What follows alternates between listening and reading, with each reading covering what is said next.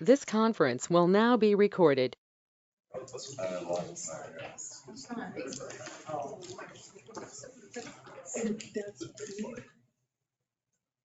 I'll get it started here in a second. I can.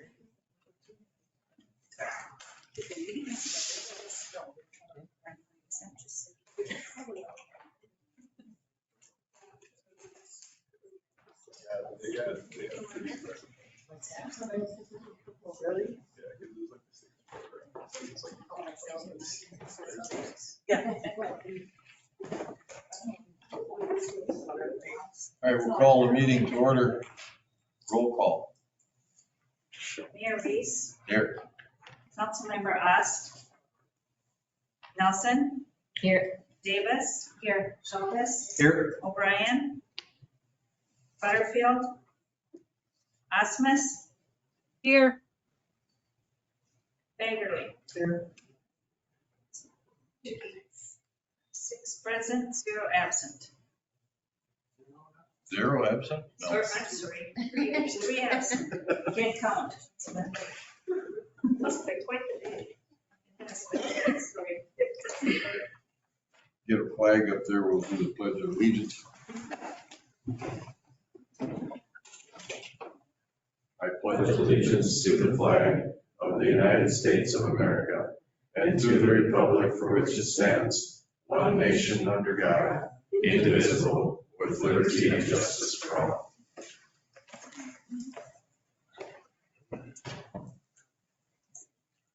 Any additions or deletions? That will move into regular business and council orientation. Robert, orientate us. All right, thank you, Mayor, members of the council. Quick logistical question. Am I able to share my screen? Because I can do the PowerPoint right on the screen. Yep, I can do that, Robert. 1 second. Okay.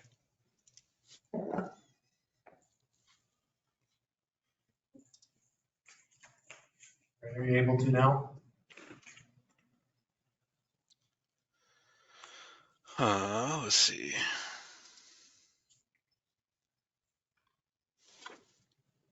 Otherwise, I can share the PowerPoint on my end as well. Yeah, it says I don't have authority. You gotta make him the host. Make me presenter, it says. Yes. This is part of the orientation. Yes. I didn't use GoTo a lot, so. Should be All set. right. Okay, here we go.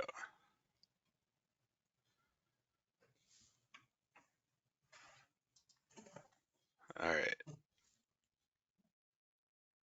So first of all, just quickly, I understand this is a refresher for absolutely everyone in the room. I know we've done this every couple of years for a while now, so I'm going to try and go through some of these slides pretty quickly. I will invite anyone to interrupt me at any time if you have any questions about anything we're covering here. And I'll apologize specifically to Mayor Reese and Councilmember Schultes, since I know you had this version of this just a couple months ago. But I think, these are important concepts for any public official. I think it's a good use of time every so often to go through these issues again, just to keep them fresh in your mind. That's a good way to issue spot, avoid potential pitfalls as you kind of navigate the important responsibilities of public service. So I'll just kind of run through it here and start with my disclaimer, which is I'm obviously trying to summarize some pretty, at times, complicated areas of law, give you some best practices, help you spot issues, identify where there are potential pitfalls, just to kind of have your guard up. The advice is always going to be, if you think there's an issue, whether it's conflict of interest or open meeting law compliance, always just ask the city administrator. If needed, she'll turn the question over to me, I'm sure. but we'll get you the right advice to make sure you're doing the right thing.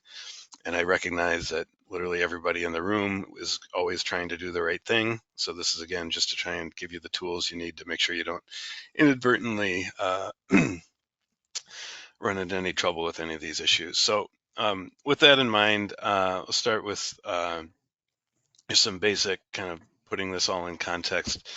As city officials, it's helpful to know what the purpose of the city of Willmar is. Like most cities in the state, they're a way to organize the community and to provide the most efficient governmental services. An important concept for any city is that the city is a creation of the state. In order to act, you need to have a public purpose for doing so, and you need to have legal authority from the state in one form or another. Legal authority can come in a couple different ways. There can be a statute specifically or implicitly giving the city authority to take a certain action. Or in Willmar's case, you're organized, you're one of about 107 of the 853 cities in the state to have a home rule charter. That is another way that the city council or individual officers or boards or commissions of the city can receive legal authority through the city charter.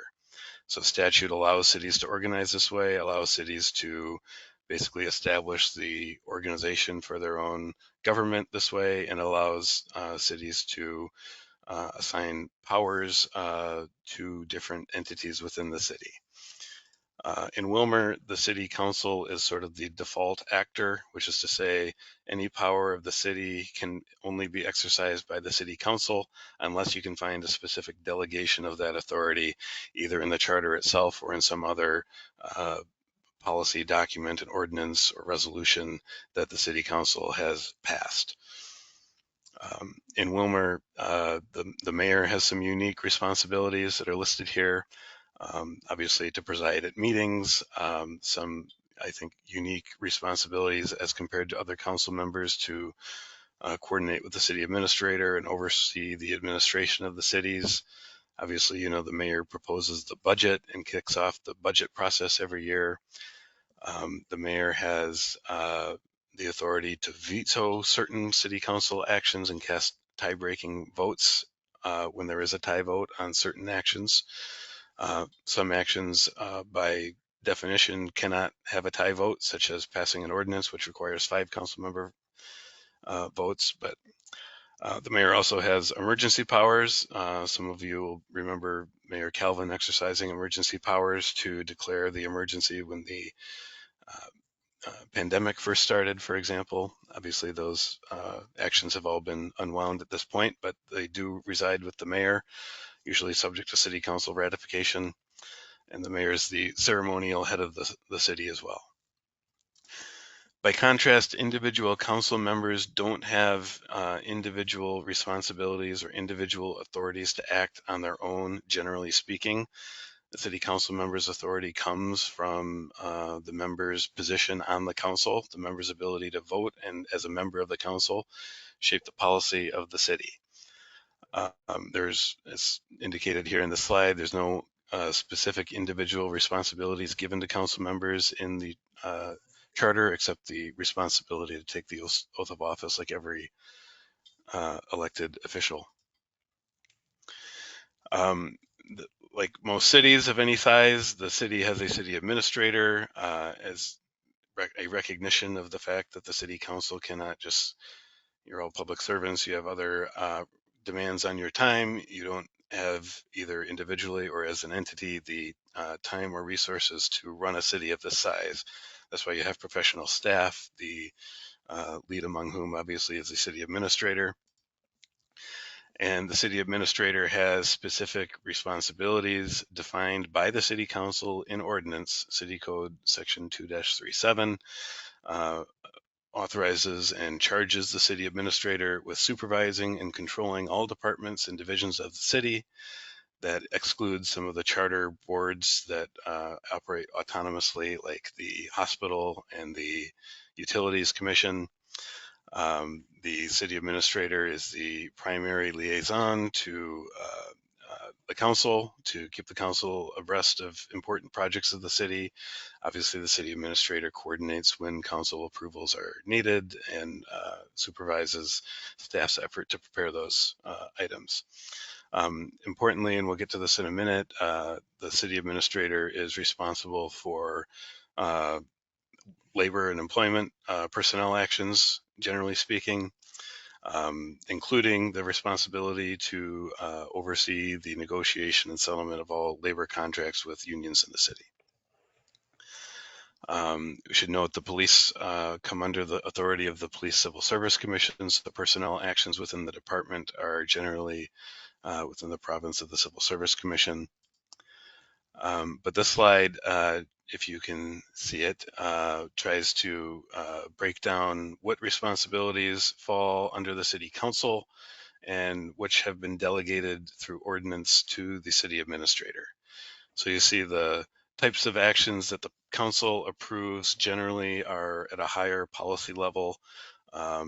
Obviously, your most direct responsibility is to appoint and supervise the city administrator. That's the one position in the city organization that reports directly to the city council. I should actually amend that. It may be one of two positions now with your operations director. But for the most part, the council exercises personnel authority through the city administrator, meaning you do not directly supervise other positions in the city. Other items that are reserved for council policy approval would be director personnel actions such as appointments or discipline if a personnel action concerns a department director. You approve position funding through your budget process. You approve position descriptions. Obviously, compensation is an item that comes to the council for approval, usually in the form of either a union contract or pay scales for non-union employees.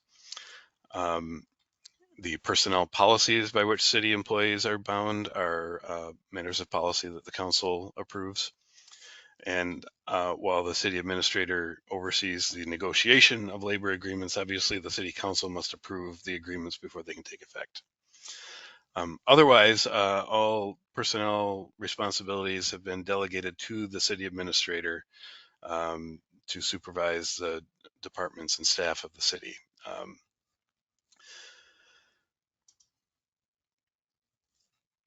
So we talked a little bit about labor and employment. I won't go into more detail. Just recognize the city administrator coordinates the negotiations. Agreements come to the council for approval. It is worth noting that there is an important responsibility for the city to stick to that negotiating structure. It is actually unlawful for individual council members to engage in communications during negotiations with concerning the contract that negotiations with members of the bargaining union outside of this formal structure.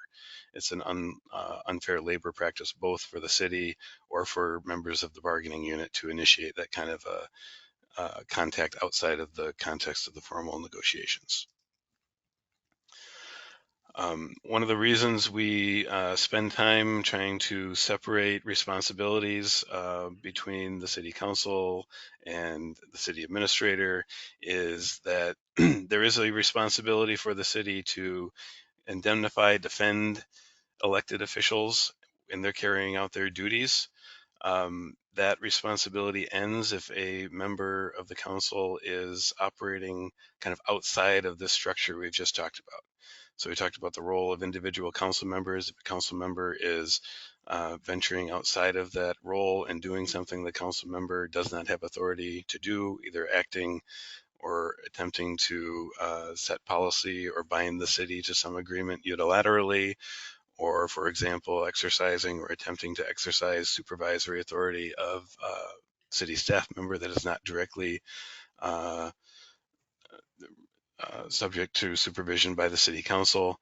That's an example where the council member would be acting outside of the official duties, and the city's responsibility to defend that council member should any claims arise out of that effort would at least arguably cease to exist. That creates exposure for the individual council member in that situation. And even beyond that, one of the primary pitfalls for cities to face claims is when council members or other city officials are, they either don't understand or are choosing to operate outside of the context of what their specific authority is within the city.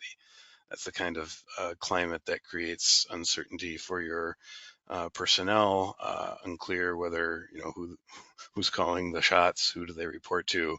It creates chaos, organizational dysfunction, and the type of climate from which claims are much more likely to result. Maybe I'll pause there. We raced through a lot of kind of basic organizational concepts, and if there are any questions, I'd be happy to try and answer them.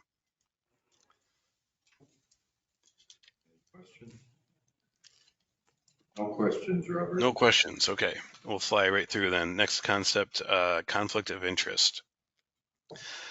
The city does have a specific conflict of interest policy, which I've put up here. It's defined as when in the discharge of his or her official duties, an elected or appointed official participates in a governmental decision, action, or transaction in which he or she has a financial interest. What does that mean? A financial interest is also defined in policy. There's some exclusions but basically it means if the individual council member or city official stands to benefit meaningfully personally from the action, that likely is a conflict of interest. There's a few situations where that could be literally true, but it doesn't create the same level of conflict, and those are excluded from what counts as a financial interest, such as ownership of shares in a diversified mutual fund, membership in a pension plan, life insurance policy, et cetera, things like that. But I think the point is, anytime there's a matter that comes to the council that the council member or other city official could have a personal benefit from, that should at least ring alarm bells, and that would be something you should approach Leslie about, and if necessary, we'll get opinion from our office about whether there is a conflict of interest or not. I will say, in my experience with certainly the city of Willmar, as well as just about every other city I've worked in, city officials, city council members are always trying to do the right thing. My experience has been council members tend to be overly cautious here, which is a good thing. And many times we'll have a question, we've got at least arguably some sort of personal interest in a matter coming before the council, where our office is asked to give an opinion. We look into it and think, yeah, it's really not really the kind of thing that the law is on the lookout for. You're fine. Maybe you want to disclose it. You can always be overly cautious and abstain if you want, but there's no legal conflict here. But obviously better safe than sorry. So we appreciate getting those inquiries every time. There is an important distinction to make in the kinds of conflicts that could come up. And the first one is, I think, very easy to understand. Unlike a lot of conflict situations, if you have an interest in a contract on the other side of the city that's coming before the city council for approval, that's generally prohibited. There's some exceptions, but generally that's the kind of thing where alarm bells should be ringing. You shouldn't be entering into contracts with the city, or you shouldn't have an interest in an organization that is doing so. Again, there's a lot of exceptions to that where it's okay for specific circumstances, but that's the kind of thing. And the point to make here is it's not just that the council member must abstain from voting. The general rule is that the city council must not approve that contract no matter what, even if the council member makes full disclosure and abstains from voting. Generally, if the member has an interest in the contract, the city council cannot approve that contract, and the contract will be void under the law in that situation. So that's a bright line conflict of interest in the contractual setting. By contrast, non-contractual conflicts tend to be very fact-specific. I've got the proverbial scales of justice here. The law basically piles a bunch of stuff on the scales and looks at all the circumstances, what's the nature of the interest, how important is it that the council member acts, and comes up with a determination about whether the conflict is so great and the necessity of acting is outweighed by that, conflict, such that the conflict is a disqualifying one. In this case, the remedy is always disclosure and abstention from not just voting, but participating in your official role. The kinds of situations where these kind of conflicts are likely to arise would be if you have an interest in property. And that doesn't mean as a council member you can't seek an approval from the city council for your property if you want to develop it, or if you're looking for a variance or some sort of other land use approval. It does mean you can't, in your official capacity, participate in the council's deliberation on that item, and certainly you can't vote on it. Other issues that could come up would be close affiliations with businesses that need some sort of city approval, or family members in the same context. The test here generally, and this is way too much to try and distill into a couple rules of thumb, but the test is basically if the city council members' personal interest in a matter is just so distinct from the public interest that the council member really can't, under the law, be expected to be acting on behalf of the public. So that's the test. I would say, again, my experience as council members and city officials are overly cautious here, and I'd encourage you to really do the same. If you have a question, take it to Leslie, and we'll make sure you get the right advice. Incompatibility of offices. Quickly, this is just the concept that city council members can't hold other offices which are incompatible with that. The only reason that's in the presentation right now is there is now a council member who I understand has a spouse who is an employee with the city. We went into this a couple months ago in greater detail. I will just say it is not incompatible for the council member to be on the council having a spouse who is a city employee. There could be potentially some actions within the menu of actions that require council approval that could create a conflict in a case-by-case basis that would require abstention. But I will say we have addressed all of those issues, and I'm confident there will be no issues going forward. Gift ban, a related concept. As elected officials, you should all, and city officials for that matter, who might be participating in a governmental approval, you should all have your guard up for unsolicited gifts.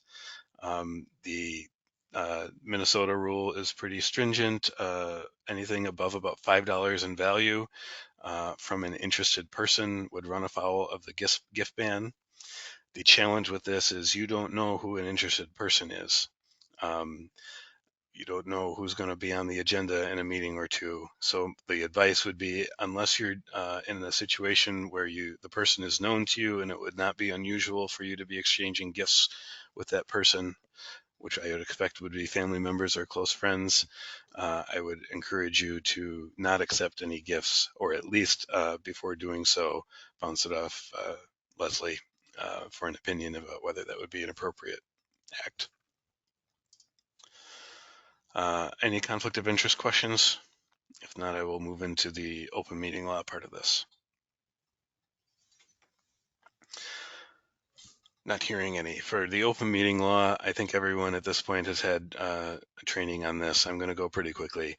The important principle to be aware of is that as elected officials, you have a responsibility to be making decisions, policy decisions, on behalf of the city in a properly noticed and open meeting.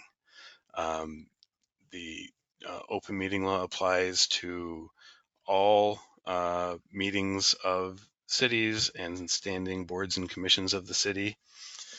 The purpose is to allow the public to have notice of what items the city council is considering and be able to observe the decision-making process. There's exceptions. You obviously are aware you can go into closed session for some specific items, which we kind of touch on in a minute. But the general rule is any city decision-making has to be done in a noticed and open meeting. Talked obviously the city council is subject to the open meeting law. Back when the city council had standing committees, those committees were subject to the open meeting law. The city's boards and commissions are subject to the open meeting law. There are a few situations where the council might convene a work group or what we would call an ad hoc committee, which means a group of people to get together and work on a specific issue as needed.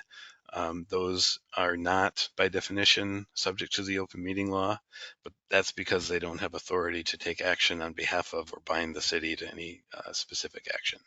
Anything they're working on would be in the context of developing a recommendation to bring back to the council for the council to decide, again, likely in an open meeting. So the big challenge, I think, or at least the biggest area where we see cities and officials run into trouble is when they are in what the law considers to be a meeting that's required to be open to the public, but it doesn't feel like you're in a meeting. And here's some examples just to keep in mind. Conversations either on the way in or at the dais before the meeting starts or after it dismisses, when likely the public either hasn't arrived yet or has cleared out or has stopped watching electronically. Social gatherings, as community leaders, it's certainly foreseeable that you could find yourself at the same social gathering, and if you're seated together or in close proximity, the natural tendency would be to discuss what you have in common, which would be city business. If that's not noticed as a special meeting, that kind of a conversation, if it grew to involve a quorum, is a situation where the law would consider that to be a meeting, and if you hadn't noticed it, that would be a violation. Joint meetings with other bodies, I think that's something that, at least in Willmar, we would be on top of and get noticed properly before that happens. The big one, though, is serial meetings, where you don't even realize perhaps that your conversation is part of a conversation that involves a quorum of the council members. It might be that you meet with one or two other council members or have an email with one or two other council members, and that discussion then kind of grows beyond that from 2 or 3 members to 4 or 5, point you get to a quorum, then that would be considered a violation of the open meeting law. So you have to be careful of that.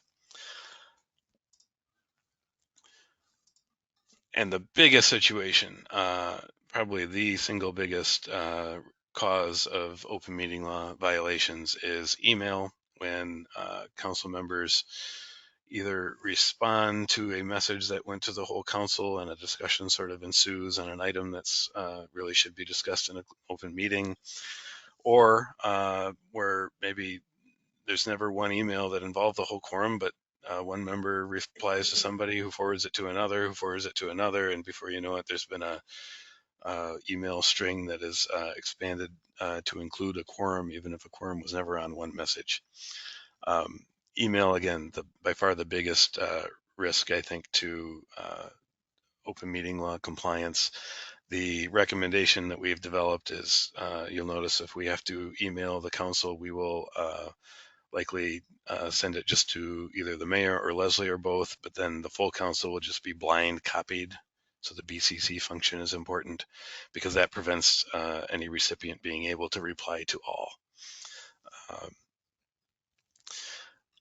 So that, again, just a heads up, email is the thing to look out for, and you want to make sure that if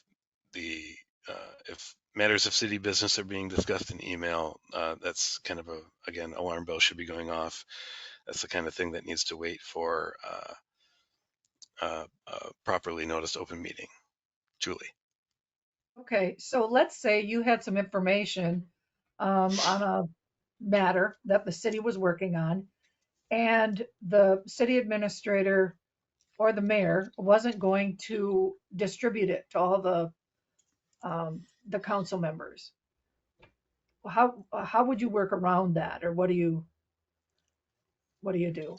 Our position has been one-way distribution of information to the council by email is generally fine. What we'd recommend in that case would be, if staff is sending something to the council, that staff do what I mentioned and blind copy the full council if possible. Obviously, if you receive a message like that, the strong recommendation is don't reply to it. And I've seen this, and I'm sure it's in all cases inadvertent, but it's probably more common on members of boards or commissions that are subject to the open meeting law than, for example, the Willmar City Council. But an email goes out with the agenda for an upcoming meeting or requesting times to meet. And the recipient knows what the meeting's about and kind of gets a head start and wants to share their thoughts about, the important agenda item. And then, someone else receives it and responds. And before you know it, you've got a back and forth, and you're covering ground that should be reserved for the open meeting.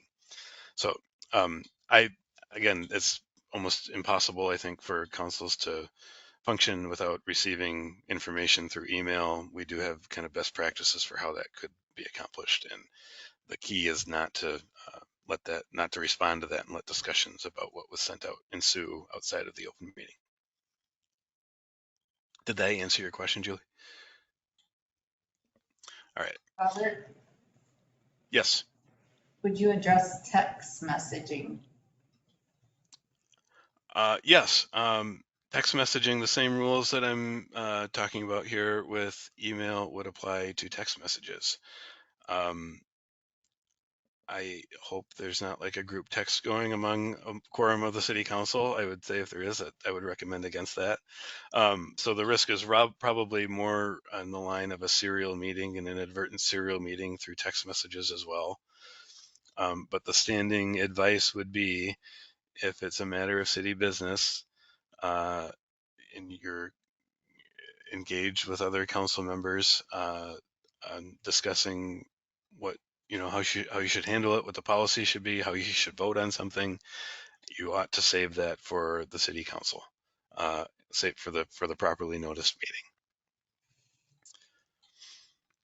meeting. I will say, as I've obviously observed many governmental meetings at this point, it's not difficult to detect when matters, especially matters of importance that come to the body, have been sort of discussed ahead of time and decisions made outside of the proper time during the meeting. There's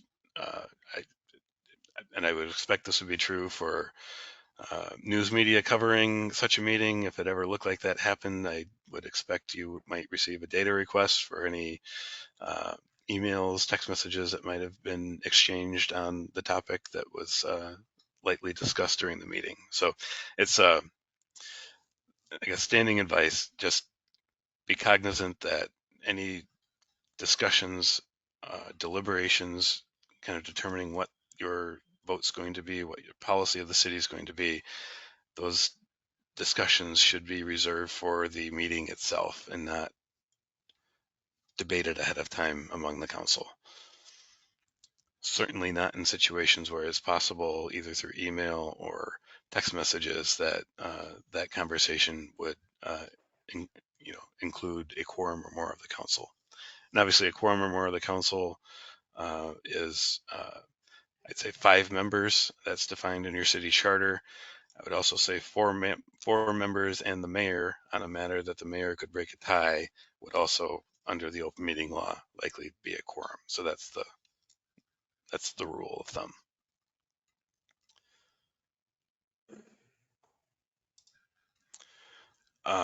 It says come up quickly, just social media use by council members is fine, even if other members of the council are aware. So if a member is expressing a policy position on city business on social media, that is not an open meeting law violation, so long as the member is not restricting access to who can see that content. As long as it's open to the public and anyone can see it, anything expressed in social media is fair game. Other issues, meeting notices, all taken care of at a staff level. Regular meetings don't need special notice. Special meetings do require special notice at least 3 days ahead of time. Obviously, we're taking advantage of this as we speak. Members may participate remotely now under parameters set forth in state statute. I think we've done this enough that everyone's kind of generally aware at least what they are. And again, if you need to do that, coordinate with staff, and I think we've got the plan in place to do so. remote meetings. We took advantage of this as well during the pandemic. Hopefully we don't need to do this again in any of our careers with the council, but we did have the authority when needed for public safety to go to entirely remote meetings. Closed meetings, obviously, most meetings have to be open to the public. All decisions you make have to be in public. There are certain specific issues that can be discussed in closed session. Here's a list of pretty much all of them. The most common would be attorney-client privilege. If there's pending or threatened litigation, you need to get candid advice and analysis from your attorney. You can always close a meeting to do that. And obviously real estate transactions. We've done that a number of times. I think it's on the agenda that you'll do that again tonight.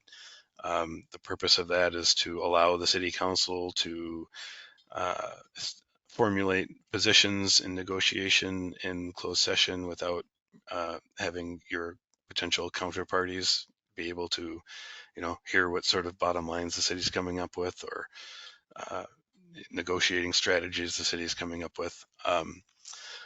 Otherwise, personnel actions, labor negotiations, same policy there, being able to close a meeting to deliberate and come up with your negotiating strategy without the potential counterparty being privy to what those discussions are. Those are the big ones. Again, I think city staff is well aware of these, and in any meeting where there's a closed session on the agenda, I think the council can trust that it's been vetted and will be done properly pursuant to statutory authority.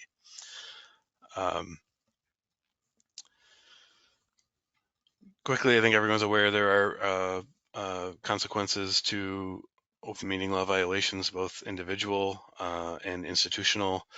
Not going to belabor this point, except to say that I think far more consequential than the individual or institutional penalties would just be the reputational damage that would occur if you're in a situation where a determination that an open meeting law violation occurred was made by a court. So it's obviously, for lots of reasons, important to try and avoid this.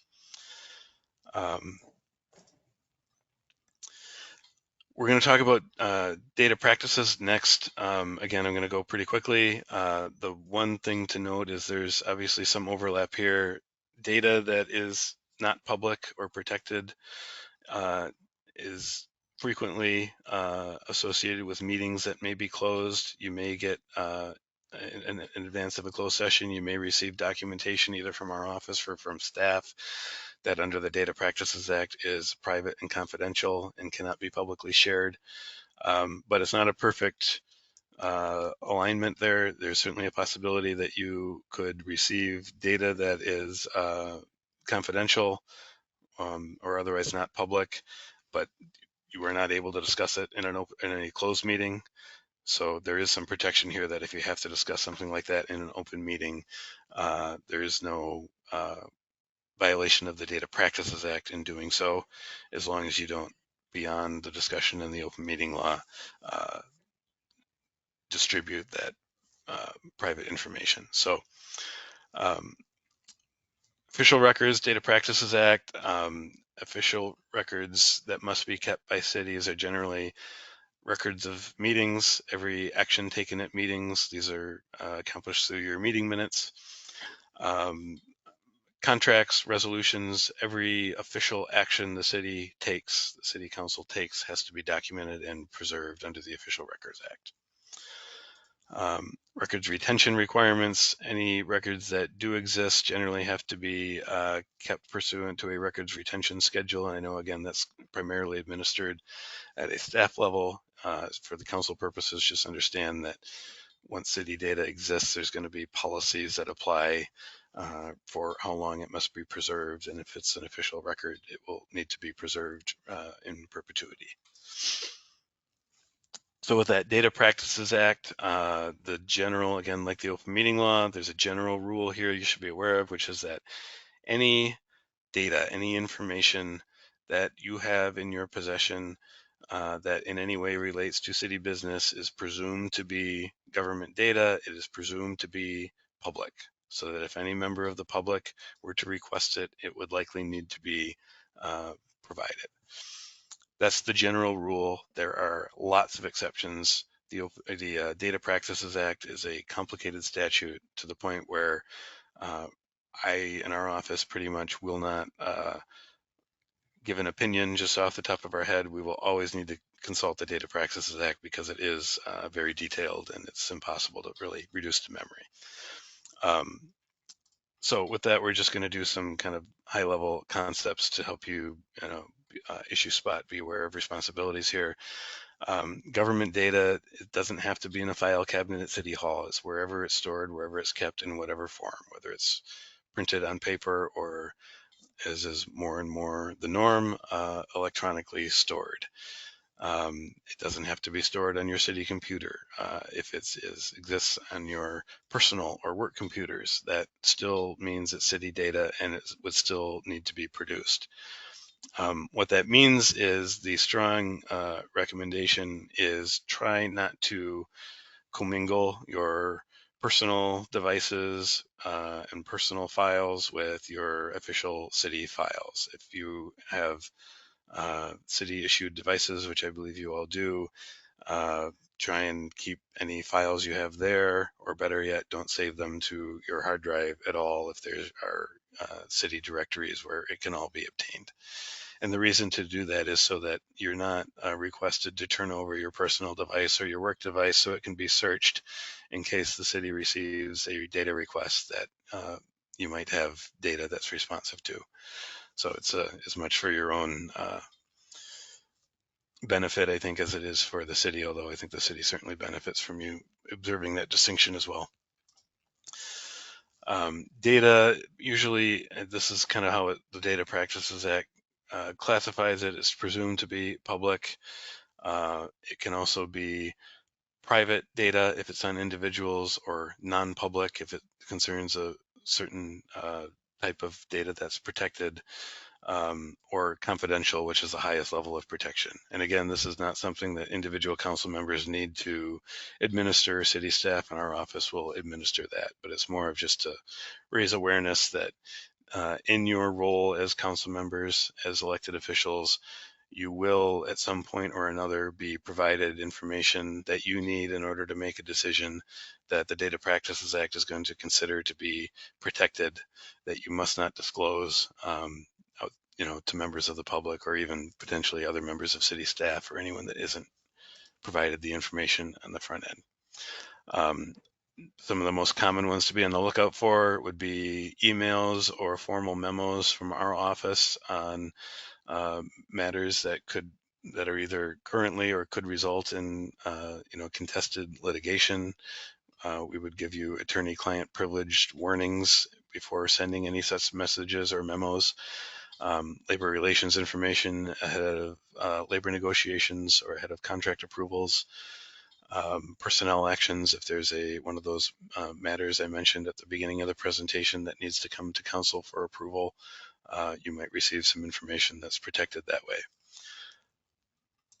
Personnel data is probably the one to be most aware of. That is a situation where the presumption that city data is public is reversed. So if it's data on a city employee, it's actually presumed to be private, and there's just a few categories of basic information about the employee that's public. So whenever you have information or dealing with personnel matters, that's an area where you should have your guard up and expect that any information you receive is likely needing to be protected. Similar to the open meeting law, there's consequences if council members or other city staff violate the Data Practices Act. If it's willful, it could actually be a misdemeanor. Same thing here.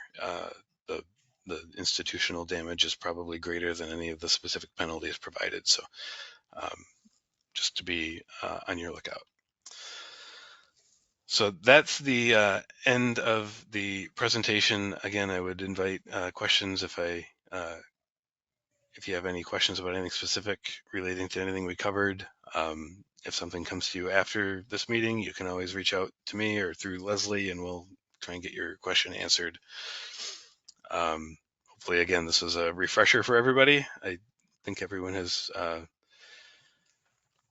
suffered this presentation at least once before, so I appreciate your patience again. Thank you, Robert. All right, thank you.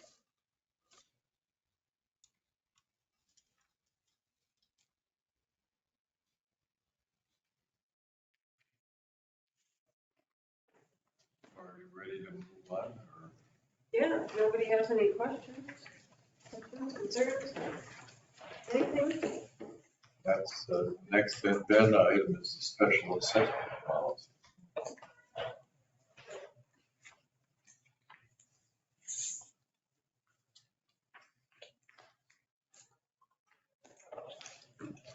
So Robert has put together here the special assessment review. I think it's just the overview again of what we had discussed last summer, but we will go through it and we should be able to have some questions on what we changed and such. You all have the marked up one in your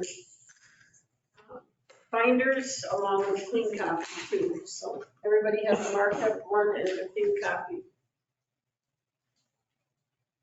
Robert, if you want to get started, that's up to you. Okay, this one will be quicker. For those on the council last year, obviously the special assessments for the 2022 improvement projects were contentious. They took multiple meetings to resolve. And I think at the last meeting before the council approved a revision to the assessment role, I gave a version of this presentation. I do know there's some new members, so you'll be seeing this for the first time. But the purpose of this is to summarize changes that the city council made to the city's special assessment policy. I believe it was about this time last year, maybe May, that the council approved some revisions to its special assessment policy, which I don't believe had been substantially revised for many years. So the purpose of this presentation is just to kind of bring you up to speed on what those changes were and where that leaves the city, particularly after a difficult process last year, and hopefully we can avoid similar difficulties this year.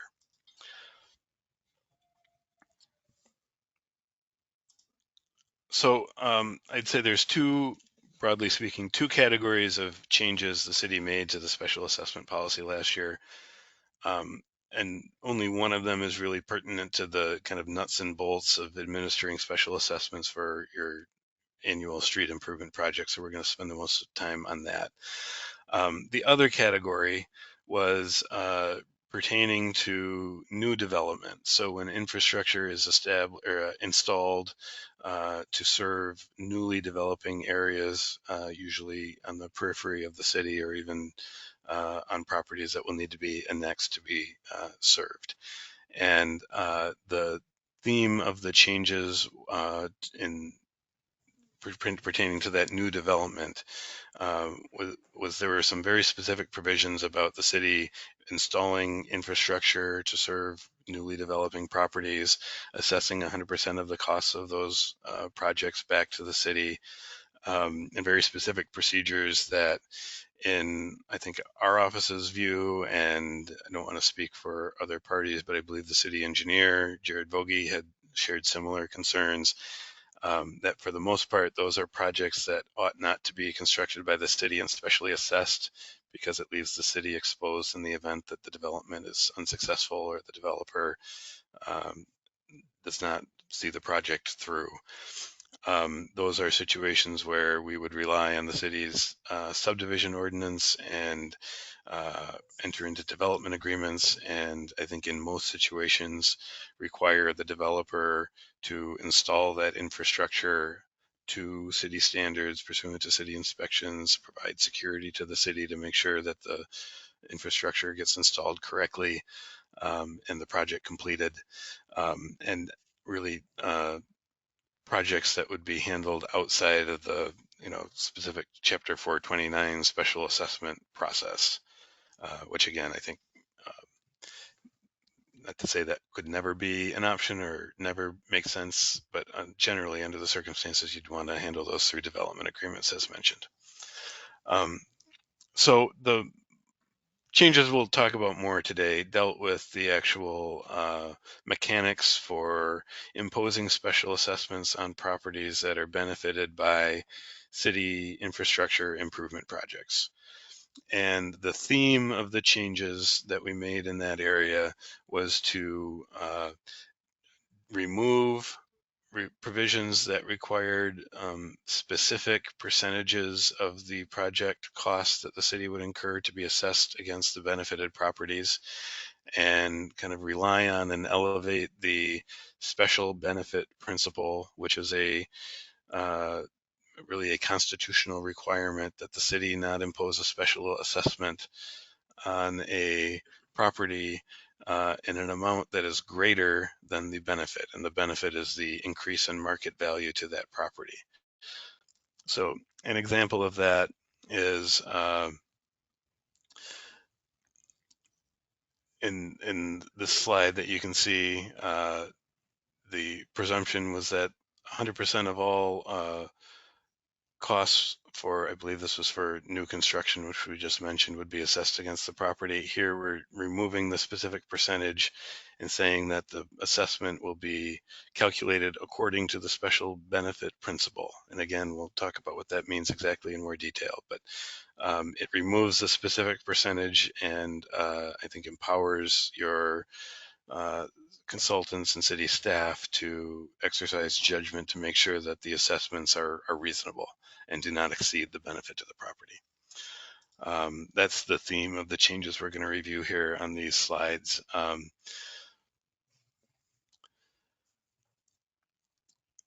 For street reconstruction projects, for example, the former policy had a rigid requirement that 75% of the overall project cost for street reconstruction be assessed to the benefiting property owners. Now, that's what the policy said. That is not what the city had been doing for years and years, because the special benefit principle, basically it trumps your policy anyway. And I think for at least for a very long time, it would be impossible to assess 75% of a reconstruct and still adhere to the special benefit principle. So in practice, I don't know if I have the specific percentages, but going back years and years, certainly since I've represented the city, the percentages that have been assessed, the overall project cost, the percentage of that cost that was assessed to the property owners has been much less than the 75% that the assessment policy called for. Similar example of language changes making the same change for street reconstruction projects. This was approved by the city last year. Same thing applied for street overlays. The former policy required that the city would assume 25% of the project cost and assess 75% to the benefit of property owners. Same problem there, and the same change was made. We removed the specific percentage from the policy and just said that the assessments will be calculated in accordance with the special benefit principle. And again, the special benefit principle, every assessment you make to assess the cost of an improvement project against a property that's benefited by that project constitutionally must not exceed the market value to that property resulting from the improvement. And I think if anyone can just think of a situation of a typical residential property on a street that's either reconstructed or given an overlay, what do you expect the actual market value increase to the residents would be because the city completed that project? I think experts would look at that and say there will be some benefit. It might be tough to detect, but it's really difficult to justify substantial assessments for projects to repair and maintain your existing infrastructure. I think it's a different story when you're extending new infrastructure to previously unserved areas. Experts in that area, I think, have pretty much given the opinion that the value to that is essentially 100% of the cost. Whatever it costs the city to extend infrastructure to new areas, that's the amount the market value increases by. That's not the case for maintaining your existing infrastructure. It's a much more difficult standard for the city to meet. For those who were on the council last year, I think this will all sound very familiar. The initial round of assessments generated quite a bit of opposition from the property owners proposed to be assessed. Multiple hearings were conducted. The assessment hearing itself was continued, I believe, 2 times. And ultimately, the council approved substantial revisions to the initially calculated assessment amounts. Having said that, it is important for everyone to understand that the way it unfolded last year was perfectly legal, perfectly proper. It is an appropriate method to calculate assessments to use the front footage method, where the city council first determines a percentage of the project that it will assess, and then it comes up with an equitable way to assign that assessed portion of the costs against each individual property that's benefited by the improvement. Courts have upheld that approach, subject to the overriding obligation that the number you arrive on for any individual parcel, legally speaking, can't exceed the market value increase to that property resulting from the project. How do you know that? It's difficult, I think, without doing a specific appraisal, which I think is an option we'll talk about in a minute. What you're relying on is your own sense of the community of property values, of the need for and benefit provided by these projects. You're probably to some extent relying on the reaction and the public input you receive once the assessment notices go out, and you're relying on the professional expertise of your consultants and staff who play a role in calculating these amounts. And ultimately, if a property owner who is proposed to be assessed feels that the assessment is excessive, that property owner has the ability to appeal that assessment to district court if they object properly. And a court would then hear evidence from both the city and the property owner about what the market value increase was, and make a determination about whether the assessment was reasonable or not. So there is a legal process in place for any individual property owner to seek redress in the courts if they don't believe the final assessment amount is reflective of the benefit they received.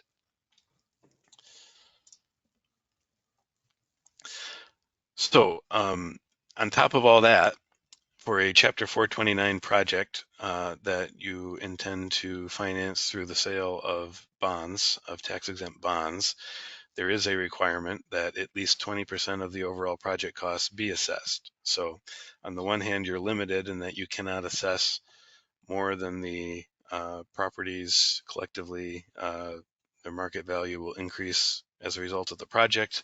Yet in order to sell tax-exempt bonds to fund the city's portion of the project costs, you have to fund at least 20% of the project costs through special assessments. So I think this will not be a surprise to anyone on the council last year. I think what we're seeing is as construction costs increase, the sort of ability to comply with both of those requirements is narrower and narrower. Maybe years ago, assessing significantly more than 20% could have been defended. I think it's difficult now to come in substantially higher than the 20% requirement for a 429 bond-funded project.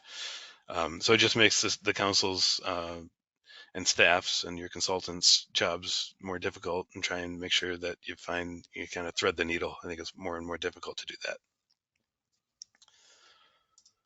So I guess to recap all of that, I'm sorry, go ahead, Julie. On the corner lots, is this the appropriate time that we would talk about if we should reevaluate that? Or I just need a refresher on why we switched that a couple of years ago to charge them on both sides, and do we think that that's appropriate? It's 100% on the short side, 30% on the longer side. I'm actually, if you don't mind, Leslie, I would like to defer that to you. I don't know that I remember the policy rationale for the corner lot provision in the policy. Was that changed last year? I can find that while you're. It doesn't look like it's changed because it's on page 17. It looks like it probably was added. Under you, yeah, It was, what was stricken was single duplex, triplex residential units shall be average lot footage for all lots within 300 feet of each side of the corner lot along the street being assessed. In development areas that are precluded from averaging lots within 300 feet of each direction, the assigned footage will be average lot within the immediate neighborhood. It just was very convoluted and very complicated in the way this process was. What we changed to is actually standard language for construction pretty much throughout the state of Minnesota, where you would take the linear footage of the lot size that it's being worked on, and then on the other, so there's a long and a short side, and the short side then is the 100%, and then 30% on the long side. So if it's 100 foot on the front, it'd be 100 feet. If it's 100 foot on the same side, it'd be 30 feet. So 130 feet total is what they would be charged by linear footage. yep, I totally get that. But apparently we changed that a couple of years ago. Rick, do you remember when or why? Just changed last year. Yeah. It used to be residential properties were assessed on their front door side, their address side. Yep. Commercial properties were assessed on both sides. And that got changed last year.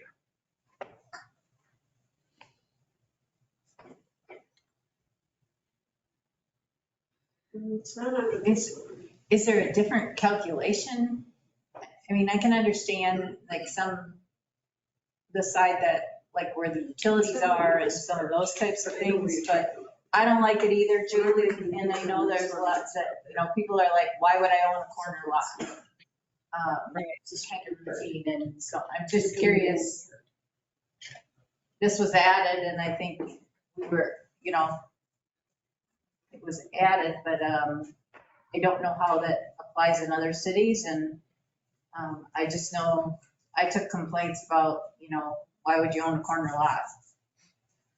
Is there a higher value on a corner lot? Because there is. Because you don't have neighbors on both sides. But it is, but this language of 100% and short side, long side, 30%, this is standard, typical language. Standard where? Throughout, Other through cities? engineering firms and through assessments, this is standard language. This is. So that, This is, it's standard practice language. Go ahead, Julie. so that's why I'm wondering, is that why we changed it last year? Does anybody remember having a discussion about this? Because when this came up, with the citizens coming forward, I have a problem with it. I need to be convinced that it's fair to them and try to understand why we changed it, because I don't remember discussing it. I don't think we did discuss it. I think it was presented to us and I don't think we had a discussion in particular about this one. And so I even questioned the comment that like corner lots are more valuable. I don't know about that, so. Well, is this the appropriate time to be discussing this? Or is that what we're going to approve what these changes are? You're not approving anything tonight. This is You're just just information. reviewing these changes. And this Right. is the change that was approved last year. And Okay. Yeah, I mean, I can, I've put it on the screen here, the changes to the policy that were made, if anyone wants to read along. But I think, the effort here is to try and treat corner lots fairly. I don't think it's to try and double up. And that's why you calculate it, you take 100% of the short side and then a reduced 30% of the long side. So you're recognizing obviously that corner lots have collectively on the two sides at least greater frontage. If you included all of that, they would receive a larger assessment than other properties. And this is a way to try and uniformly treat them fairly, but not better than other properties too. So I will also just point out that I'm sorry. No, it's just a question. Why wouldn't you do 70% on one side and 30% on the other side so that you had 100% when you were done? That wouldn't be any different than any other lots. Is the thought that they have 200, let's say if we're going with 100 and 100, is the thought that they have 200 feet on the, which is supposed to be a value, it's not shorefront. But, that, so we're just giving them a break on the second one?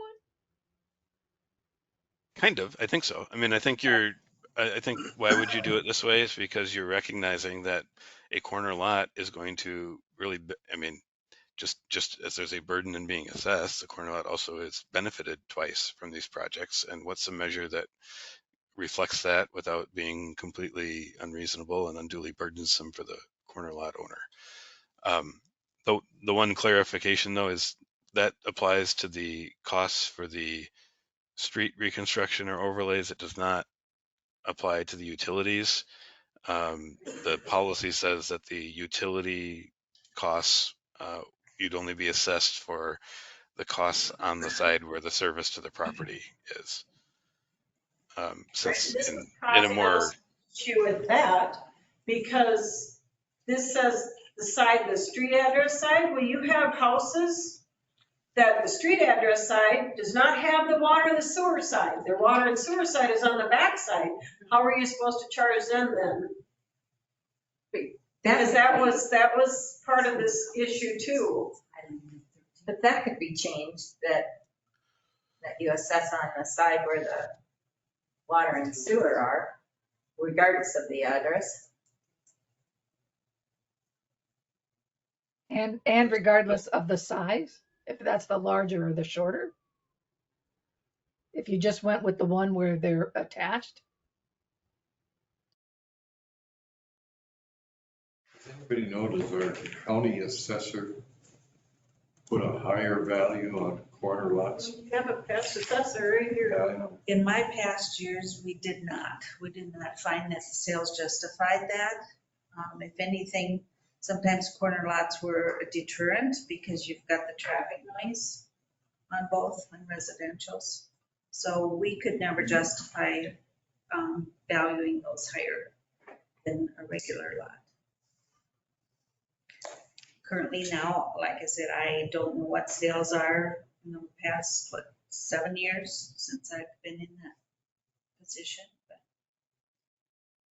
I wouldn't think, I guess, Rick, have you seen anything in the sales? I don't see that they're more valuable, especially if they're on a through street, that's a detriment. It's a busy street.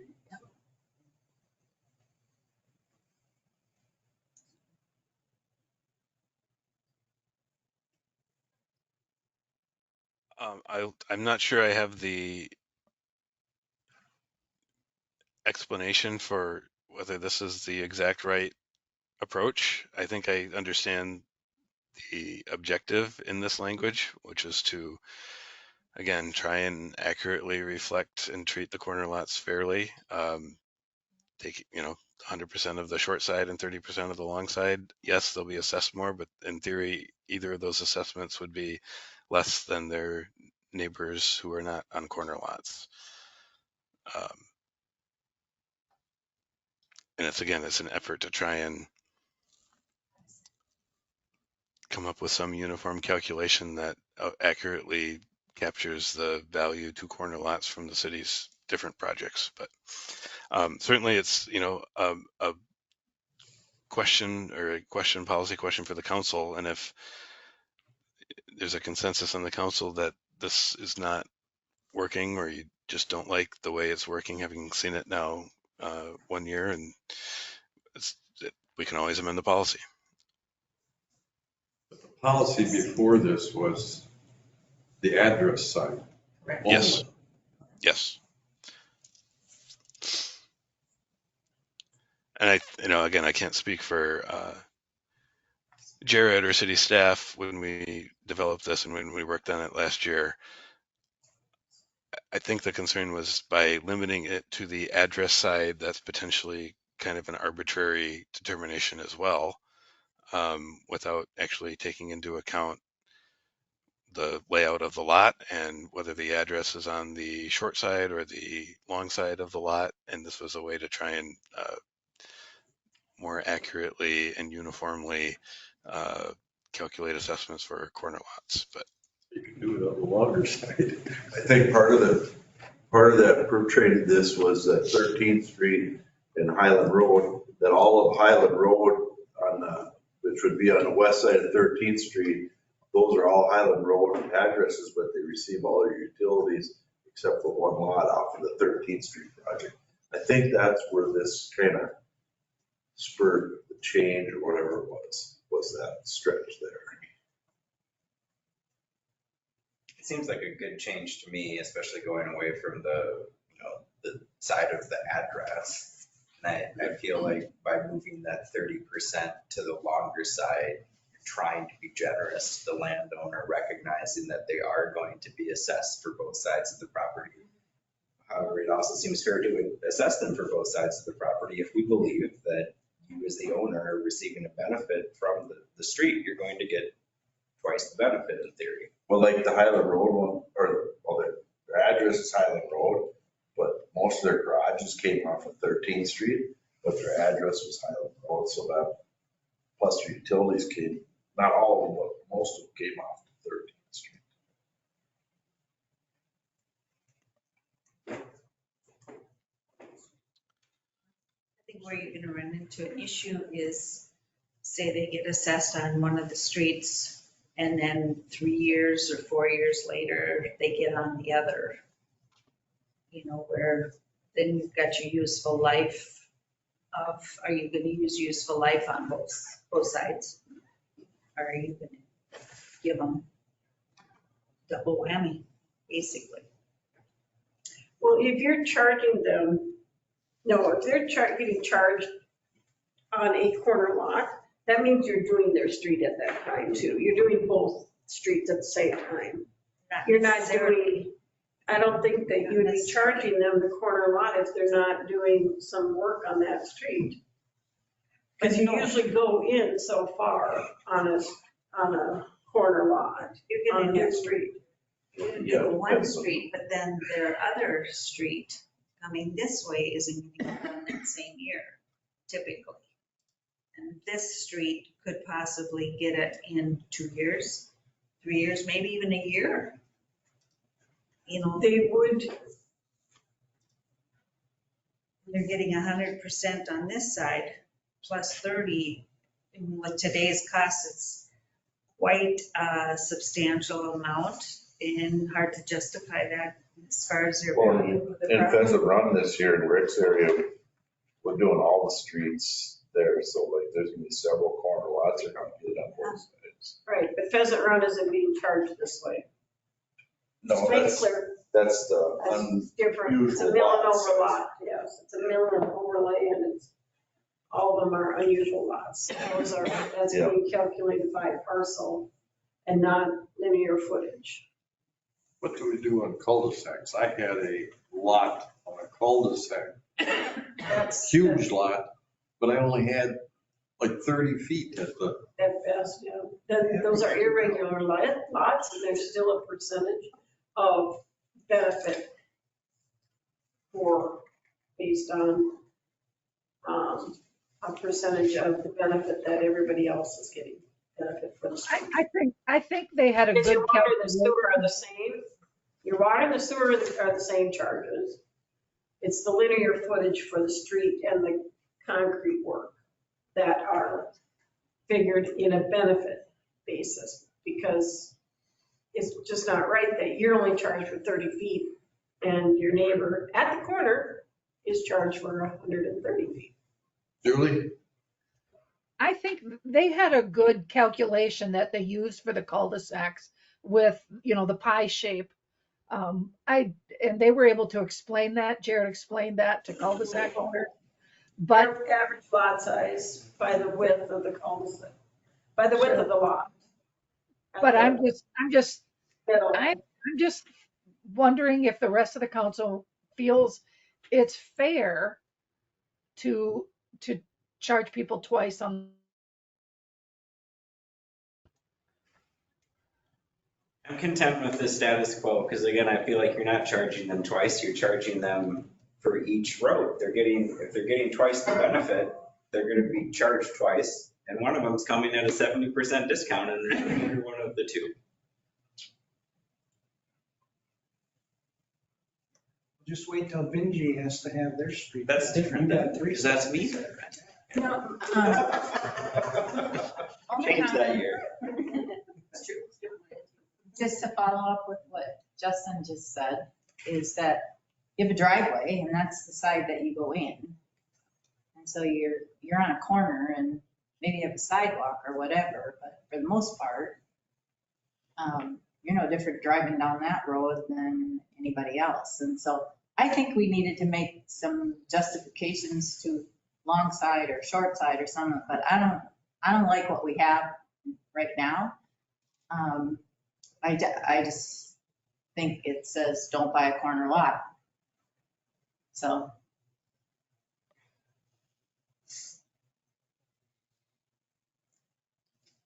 I'd like to see us work on it a little bit different.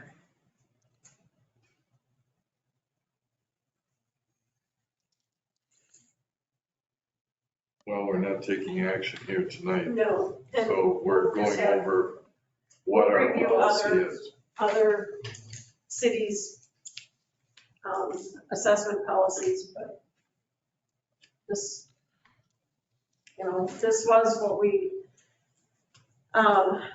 industry standards is this, that, because we had this discussion with Jared last year. I can tell you this is Spicer's industry standard too, that the corner lots would be charged short and long side, whatever percentage you want, if you want that you can do, change that, or if you want to. It just comes down to the dollar, comes down to whatever the,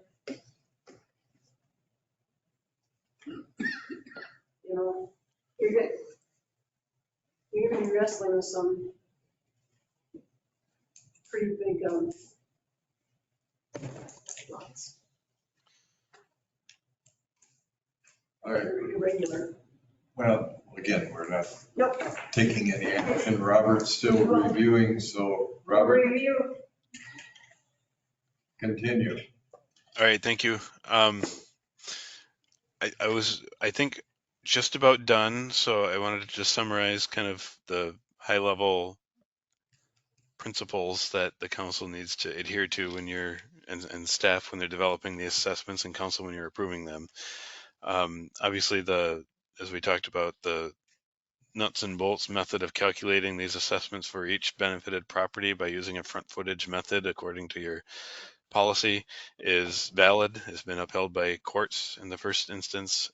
You still have to, if you're challenged on any given assessment, show that the amount you calculated for the challenging property adheres to the special benefit principle. And in general, you should be aware that the amounts you calculate should and are required to meet the special benefit test. So each assessment has to not exceed the amount of the market value increase to the property benefited. And at the same time, keep in mind that at least 20% of the overall project costs need to be assessed to the benefiting properties. So those are the three overarching requirements that city staff tries to meet and calculating the role, and the council needs to meet when you're considering it and approving it and considering objections from property owners. So I guess where does that leave the council? Three bullets here to consider. One of them probably not realistic for 2023, but essentially learn lessons from the process last year about kind of generally what level what level of percentage of project costs can be assessed back to the benefiting properties. Try and stick to that again this year. Ultimately, it is worth noting at the end of that kind of tumultuous process last year, there were no objections. There were no appeals, there were no appeals to the final assessment roll. So the city did not have to go to court and defend any of the specifically calculated amounts on the assessment projects last year. So option one would be kind of learn how that went, calibrate the calculations this year according to that lesson, and proceed in the same manner this year. Another option for the city to consider if you want more information on the special benefit principle and how it would apply to a representative property would be to conduct what's called a benefit appraisal on the front end of a project. Cities that do this, they don't do this every year. They certainly don't appraise every property that's going to be assessed, but every so often they will have a benefit appraiser come look at a kind of representative set of properties, maybe a residential standard residential lot on a side street, a residential lot on a busier street, maybe a corner lot, commercial and industrial properties, and do an analysis of each of those properties, and then a report to the council on what the benefit of those properties are, and translating that to a per front footage calculation that would stick within those parameters. I think it's obviously it is more time consuming. There's more expense on the front end in doing that, but it gives the council better information on what a reasonable per front footage rate is for the different types of properties. And in the event you do get challenges, it gives the city much stronger case to defend the assessment. If you can point to a benefit appraisal and say, we looked at a property just like this, and here's the report we have, and that will go a long way to helping the city defend the role it does approve.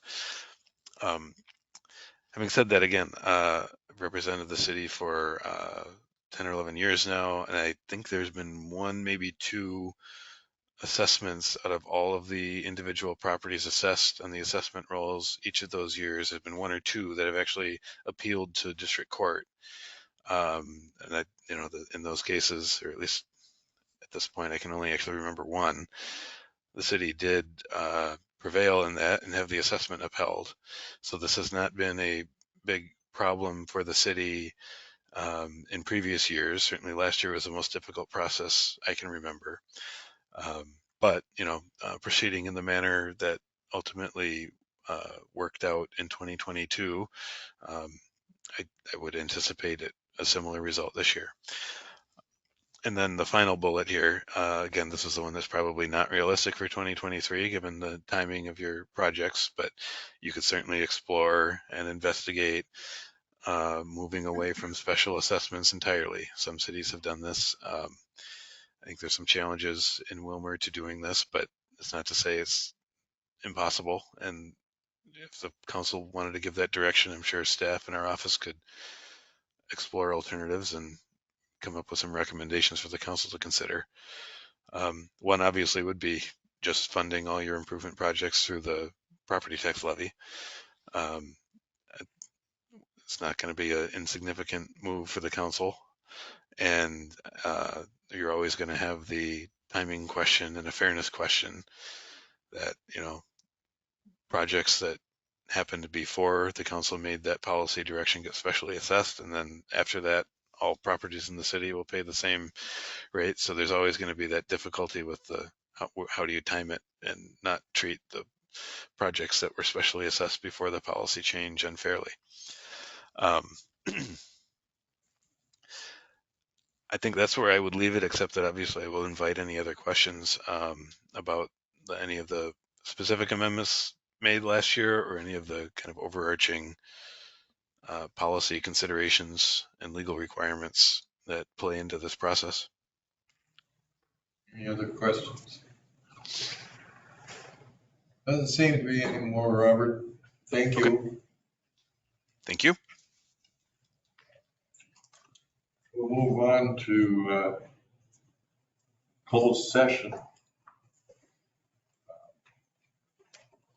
Legal basis for closing the meeting. This portion of a regular meeting of the city council will be closed pursuant to Minnesota statute section 13D.05 subdivision 3C. The council will not be asked to take any formal action after concluding the discussions in a closed session. The following real property will be discussed separately in the closed session: parcel 95-699-2020 Rock Steps Willmar LLC. Need a motion to close the meeting. Got a motion, do I have a second? Second. Any discussion? All those in favor say aye. Opposed? Carries. City council is now in closed session pursuant to Minnesota statute section 13D.05 subdivision 3C. The time is 7:57 p.m. In addition to mayor and city council, also present in closed session are Leslie Valiant, city administrator, Kyle Box, operations director, Judy Thompson, city clerk, Robert Scott, city attorney. This meeting must be tape recorded. The minutes of this portion of the meeting should reflect only that a meeting was held on this agenda item with its date, time, and location, who was present at the meeting, and the purpose of the meeting.